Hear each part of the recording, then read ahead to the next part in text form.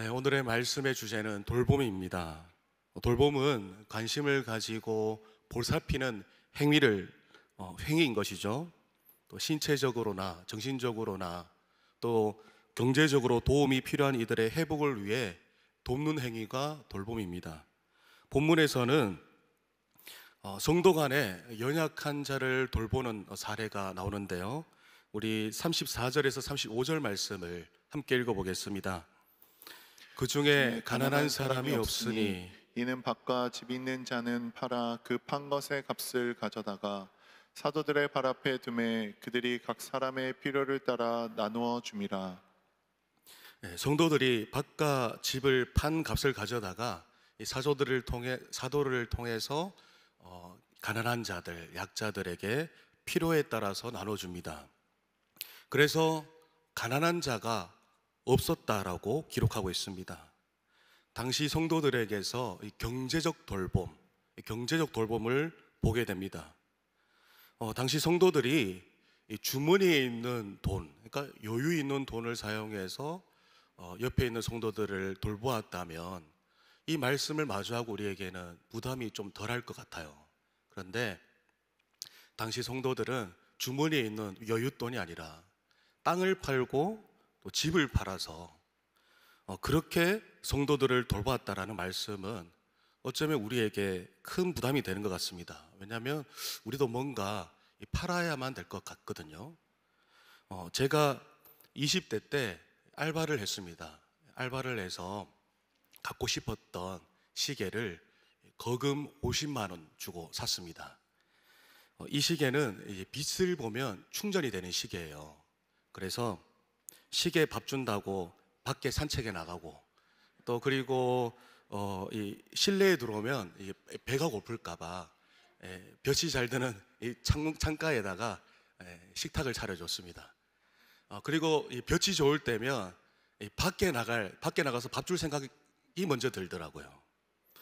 그리고 이제 또 백화점이나 이렇게 조명이 좋은 데 가면 얼마나 반짝반짝거리고 예쁜지 한참을 이제 시계를 바라보면서 시계 밥 줄 생각하면서 지냈는데 그렇게 시간을 보내다가 오늘의 본문을 보게 된 거예요. 본문을 보면서 이제 집을 팔고 땅을 팔았다라는 본문을 보면서 집 팔고 땅 팔고 시계 팔고 시계 팔고 시계 팔고 뭔가 이렇게 시계를 팔아야 될 것만 같은 부담감이 굉장히 크더라고요. 이 초대교회 성도들이 집도 땅도 소중한 걸 다 팔았는데 제가 가진 거는 시계밖에 없었거든요. 시계를 팔아야 되나? 뭔가 이제 팔아야 된다라는 이 부담감으로 다가와서 뭔가 순종하는 마음으로 하나님 이 시계를 팔겠습니다. 나름의 결단을 했어요. 그런데 이제 팔려고 뭐 이제 팔아서 섬기려고 뭐 이렇게 고민하면서 며칠이 지났어요. 며칠이 지나니까 아깝더라고요. 이제 쉽게 못 팔겠더라고요. 그래서 참 너무 속상했어요. 팔긴 팔아야 되는데 하나님 앞에서 이렇게 좀 이제 다짐한 게 있으니까. 그래서 이 고민을 그때 여자친구, 지금의 제 아내에게 말을 했습니다. 내가 이런 고민이 있다 그랬더니 아내가 지금의 장모님에게 말한 거예요. 그리고 그 장모님이 제 시계를 대신 사주신 거예요. 사서 저에게 다시 주셨어요. 우리는 이렇게 우리 각자마다 소중한 것들이 있어요. 소중한 것들이. 이때 당시의 성도님들이 집하고 밭이 땅이 왜 소중하지 않았겠습니까? 이 작은 시계도 이 반짝반짝거리고 너무 소중하게 보이는데 왜 소중하지 않았겠습니까? 우리에게도 소중한 것들이 다 있어요. 그래서 이 본문을 통해서 이 성도님들의 이 헌신, 내 것을 내어서 돌본다라는 것, 이 모습을 보면서 그 속이 궁금해집니다. 도대체 어떤 마음이었길래 어떤 마음에 어떤 동기로 이렇게 소중한 것을 쉽게 포기할 수 있었을까? 우리 눈여겨볼 곳이 있는데요. 본문에서요 32절 말씀을 우리 함께 읽어보겠습니다. 시작. 믿는 무리가 한 마음과 한 뜻이 되어 모든 물건을 서로 통용하고 자기 각- 재물을 조금이라도 자기 것이라 하는 이가 하나도 없더라. 아멘. 그래서 믿는 무리가 누구죠? 예수 그리스도를 나의 주인으로 구원자로 믿어서 의롭게 된 자들. 이 믿는 무리가 한 마음과 한 뜻이 되었대요. 도대체 어떤 마음으로, 어떤 동기로 이 자기 재산을 팔아서 약자들을 도왔을까? 그 속이 궁금했는데 그래도 큰 힌트가 주어졌습니다. 큰 힌트가. 예, 뭐 각자 나름의 어떤 동기가 아니라 이 많은 무리가 한 마음 한 뜻이었대요. 한 마음 한 뜻. 이 폭이 좀 좁아졌어요. 어떤 동기였을까? 예, 어떤 마음이었냐면 의심 없이 마가복음 12장 30절에서 31절 말씀이 이때 이 한 마음이 되게 했던, 한 뜻이 되게 했던 이 말씀이라고 볼 수 있는데요. 우리 마가복음 12장 30절 31절 말씀을 함께 읽어보겠습니다. 내 마음을 다하고 목숨을 다하고 뜻을 다하고 힘을 다하여 주 너의 하나님을 사랑하라 하신 것이요 둘째는 이것이니 내 이웃을 내 자신과 같이 사랑하라 하신 것이라. 이보다 더 큰 계명이 없느니라. 아멘. 그러니까 예수 그리스도를 주님으로 믿는 성도들에게 하나 되게 하시는 성령님께서 모든 성도님들의 그 마음 가운데에 우리가 좀 전에 읽었던 이 마음을 불어넣으신 거예요. 마음을 다하고 목숨을 다하고 뜻을 다하고 힘을 다해서 하나님을 사랑하는 마음이 생겨난 거예요. 여러분, 마음을 다한다는 거, 마음을 다해서 내 목숨을 다해서 하나님을 사랑한다는 게 무엇인지 아십니까?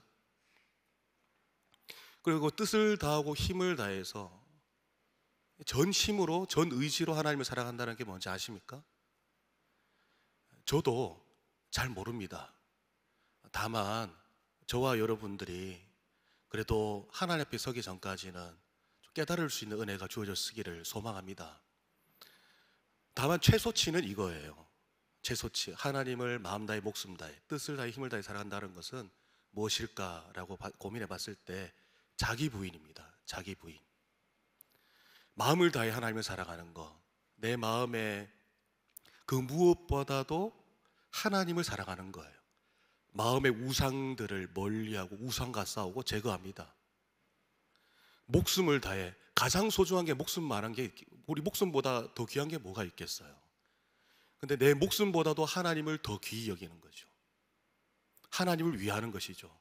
내 모든 의지, 뜻과 내 모든 힘, 하나님을 사랑하는데 모든 열정을 쏟아붓는 것이죠. 그렇다면 그게 자기 부인이에요. 자기 부인. 그리고 나가 좀 전에 읽었던 것처럼 이웃을 내 몸과 같이 사랑하라 한 것.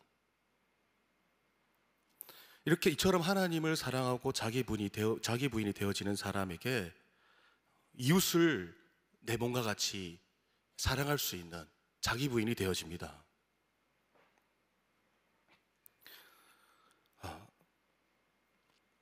이러한 하나님을 향한 사랑으로 이 성도가 한 마음과 한 뜻이 될 때 이미 우리의 마음은 주님으로 확신이 되어 있으니 다른 어떠한 것은 내려놓기가 쉬워집니다. 우리의 마음에, 우리의 삶에 하나님으로 충만했으니, 그 하나님 사랑으로 충만했으니 다른 것들은 내려놓기가 쉬워지는 것이죠. 반대로 우리의 마음에 하나님이 아닌 귀한 것들이 너무 많아요. 우리의 삶에 귀한 것들이 너무 많아요. 그 마음을 다하고 목숨을 다해 뜻을 다해 힘을 다해 사랑하질 않아요. 하나님보다 더 귀히 여기는 것들이 우리의 마음과 삶에 많아요. 그러면 그것들을 쉽게 포기할 수 없게 됩니다. 그래서 그리스도인은 자기 세상에 왕국을 세워놓고 그곳에서 자기 애를 채우며 자기 소유를 채우는 사람이 아닙니다. 모든 세상 사람들이 그렇게 살아가지만 그리스도인은 자기 왕국을 세우는 것이 아니죠. 자기를 부인하고 하나님 나라를 위해, 하나님을 사랑하기 위해 살아가는 것이죠. 종교개혁자 루터가 이런 말을 했습니다. 제가 읽어보겠습니다. 그러므로 나는 그리스도인은 우리 자신 안에서가 아니라 그리스도와 이웃 안에서 살아간다고 결론 짓는다. 그리스도인은 믿음을 통해 그리스도 안에서 그리고 사랑을 통해 이웃 안에서 살아간다. 루터는 이렇게 말하는 거죠. 그리스도인은 우리 자신 안에서 살아가는 것이 아니라 하나님과, 그러니까 그리스도와 이웃 안에서 살아간다. 그러니까 자기를 부인하는 삶을 말하는 것이죠. 그리스도인은 자기 왕국을 세우고 자기 애를 채우고 자기의 물질을 채우며 살아가는 존재가 아니에요. 자기 안에 살아가는 것이 아니라 그리스도와 이웃 안에 살아가는 것이죠. 따라서 당시 성도에게는 하나 되게 하시는 성령님으로 인해서 그들의 마음에는 하나님 사랑과 이웃 사랑의 마음으로 충만했고, 이 사랑하는 마음으로 하나님 안에 이웃 안에 거하며 자기 부인하며 살았습니다. 주님은 누가복음 12장에서 너희 소유를 팔아서 구제함으로 보물을 하늘에 쌓아두라고 말씀하시면서 너희 보물이 있는 곳에 너희 마음도 있다고 말씀하셨습니다. 그러니까 즉 마음이 있는 곳에는 보물이 있다라는 것이죠. 우리의 마음이 성령님의 역사로 말미암아 하나님께 가 있다면 우리의 보물이 하늘에 쌓이게 되는 것이죠.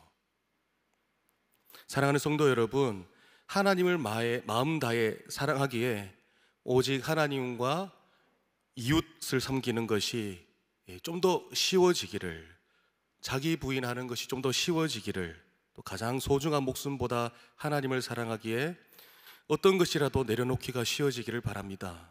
뜻과 힘을 다해 하나님을 사랑하기에 주저함이 없으시기를 소원합니다. 또 무엇이 당시 성도들로 하여금 서로를 돌아보게 하였을까요? 33절, 34절 말씀을 함께 읽어보겠습니다. 사도들이 큰 권능으로 주 예수의 부활을 증언하니 우리가 큰 은혜를 받아 그 중에 가난한 사람이 없으니 이는 밭과 집 있는 자는 팔아 그 판 것의 값을 가져다가. 아멘. 사도들이 큰 권능으로 예수의 부활을 증언하였더니 우리가 큰 은혜를 받아서 서로를 돌아보게 됩니다. 그래서 그 중에 가난한 사람이 없었다라고 기록하고 있죠. 예수님의 그 예수의 복음이 무엇이기에 자기의 소유를 낭비하면서 남을 위해서 살아갈까요?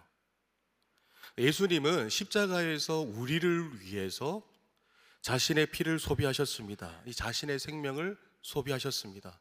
희생하셨어요. 베드로전서 2장 24절에서 25절 말씀을 제가 읽어보겠습니다. 친히 나무에 달려 그 몸으로 우리 죄를 담당하셨으니 이는 우리로 죄에 대하여 죽고 의에 대하여 살게 하려 하심이라. 그가 채찍에 맞음으로 나음을 얻었나니 너희가 전에는 양과 같이 길을 잃었더니 이제는 너희 영혼의 목자와 감독 되신 이에게 돌아왔느니라. 아멘.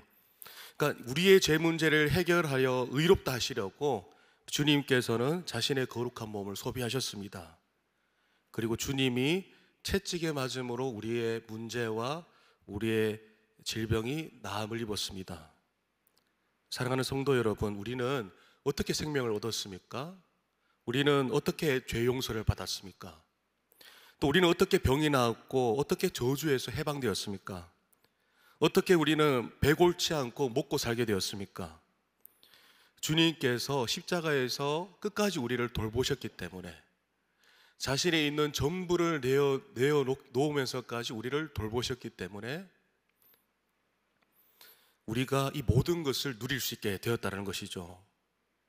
그 주님이 길 잃은 양 같은 우리에게 찾아오셔서 목자가 되셨다고 하셨습니다. 시편 23편 1절에서 2절 말씀을 보면 여호와는 나의 목자시니 내게 부족함이 없으리로다. 그가 나를 푸른 풀밭에 누이시며 쉴만한 물가로 인도하신다라고 합니다. 여러분, 우리 주님은 십자가에서 우리의 모든 필요를 채우셨고 또한 지금까지도 우리의 목자가 되셔서 우리를 푸른 풀밭, 쉴만한 물가로 양떼인 우리를 인도하시며 우리를 돌보십니다. 그래서 우리는 여호와는 나의 목자시니 내게 부족함이 없다라고 고백할 수 있게 된 것이죠.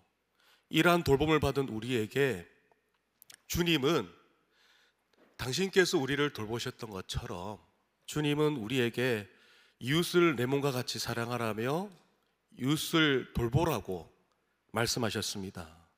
이웃의 돌봄은 교회 내의 성도에게만 해당되지 않습니다.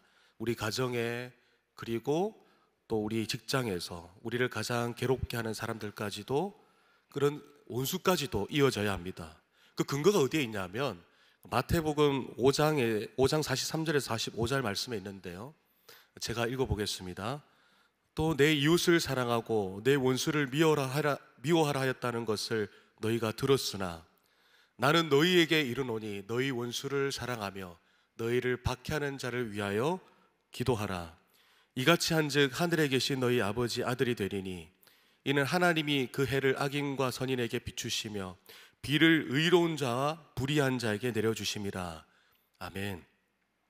그러니까 우리를 돌보시는 하나님 아버지는 햇빛과 비를 의인에게도 비추시며 내려주시지만 악인에게도 비추시고 내려주십니다.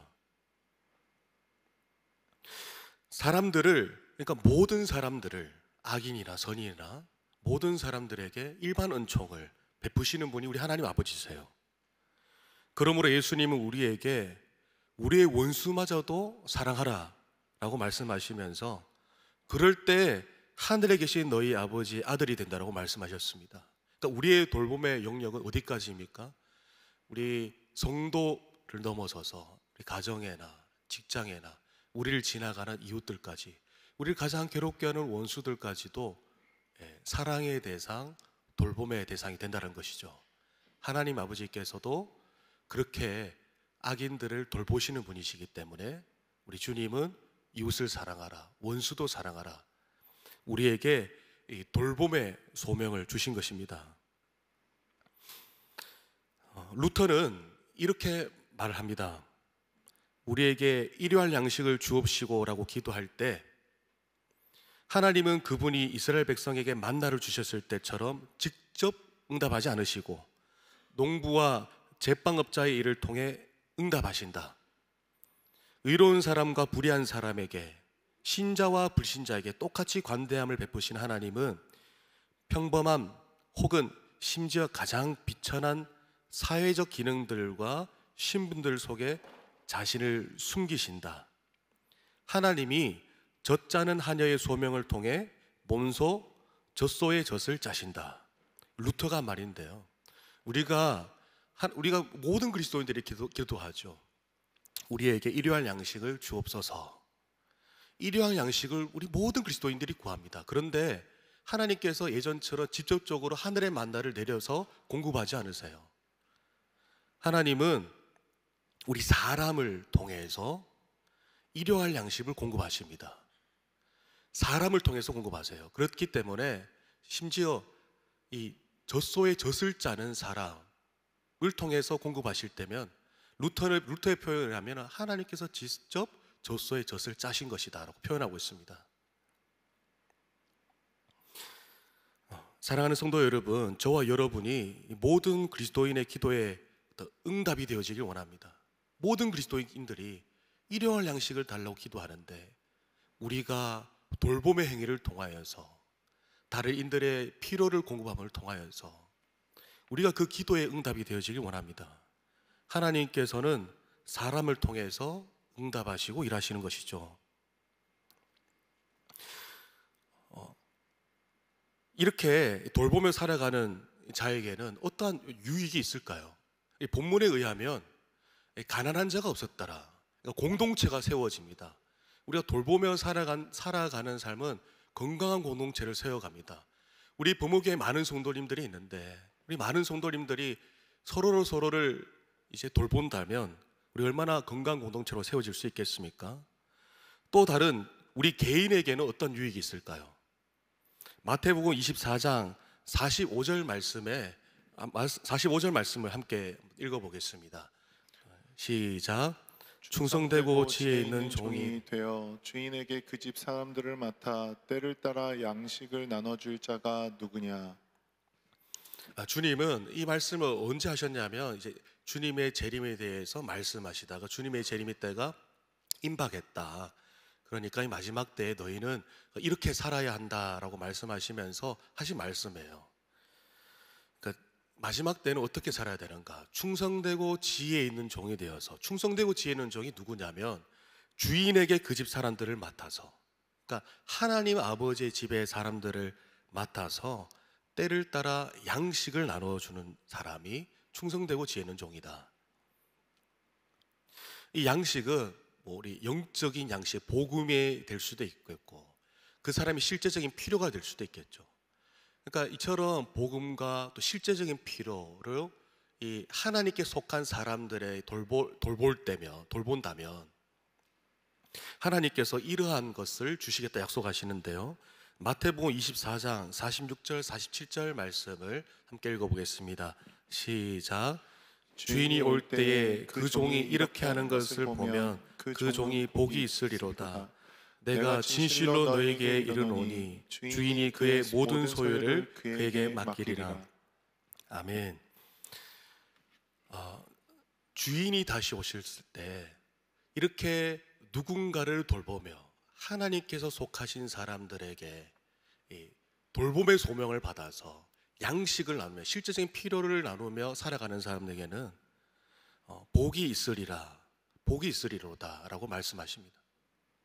사랑하는 성도 여러분, 선한 우리 목자 되시는 우리 주님께서 우리를 인도하셨습니다. 늘 돌보시며 인도하시죠. 그런 주님께서 우리에게 너희도 목자처럼 다른 누군가의 필요를 채우며 돌보아라 라고 우리를 돌봄의 소명을 주셨습니다. 그리고 우리를 주님 다시 오실 때까지 우리가 그렇게 살아가고 있는 것을 보면 복되다고 말씀하셨습니다. 그러면서 예수님은 이렇게 말씀하세요. 내가 진실로 너에게 이르노니 주인이 그의 모든 소유를 그에게 맡기리라. 이 땅에는 귀한 것들이 참 많습니다. 그러나 주님이 더 귀하게 여겨지는 우리의 믿음과 마음이 되기를 간절히 소망합니다. 어찌 주님보다 귀한 것이 있겠으며 장차 받게 될 하늘의 복보다 더 귀한 것이 있겠습니까? 우리는 작은 것을 주님과 이웃에게 내어드리지만 좀 전에 읽었던 말씀에 의하면 주님은 우리에게 주님의 모든 소유를 맡기시겠다고 약속하셨습니다. 이 땅에서 주님을 사랑하며 섬길 수 있는 기회를 얻는 것도 귀한데 천국의 상급까지 더하겠다고 하시니 얼마나 귀합니까? 저와 여러분이 우리의 이웃에게 영적인 필요와 실제적인 필요를 공급하면서 돌봄으로 주님 앞에 섰을 때 너 참 복되구나 라고 칭찬을 듣고 또 그런 우리 모든 성도님들이 되시기를 또 우리를 돌보시어 목자 되시는 예수님의 이름으로 축복합니다.